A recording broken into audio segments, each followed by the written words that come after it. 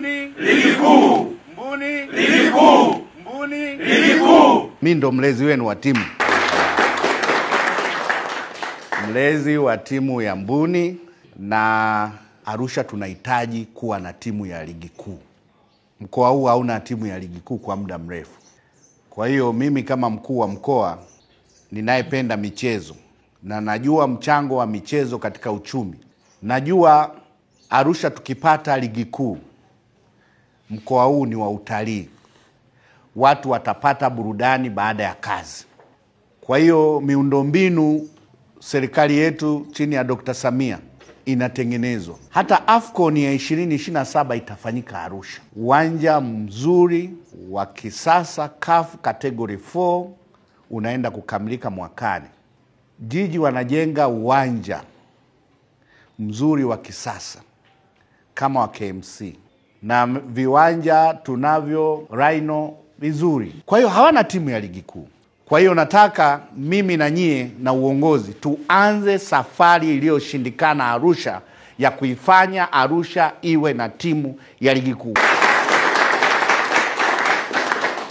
Tuianze hiyo safari, na tunawekeana malengo kwamba tumeanza na mechi 2 tumeshinda. Sisi hakuna wa kututoa kileleni mpaka mwisho. Inawezekana.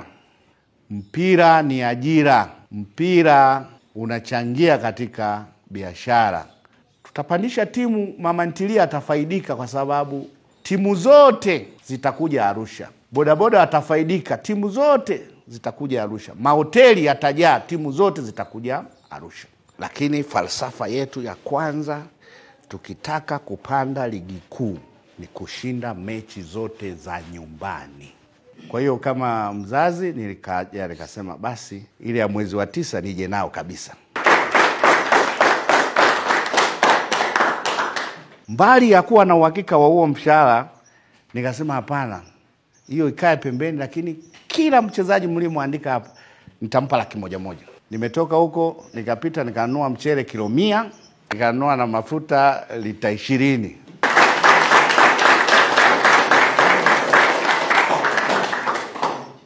Kwa niaba ya Brigade Commander, viongozi na wachezaji wa timu ya Mbuni, napenda kuchukua fursa hii kukushukuru wewe kwanza kwa kukubali ombi letu la kuwa mlezi wa timu ya Mbuni FC. Tunajua hii yote unaifanya kwa ajili ya, kama ulivyoelezea mwenyewe mwanzoni, kwamba wewe ni mwanamichezo, lakini vile vile kutokana na mapenzi yako katika timu ya Mbuni.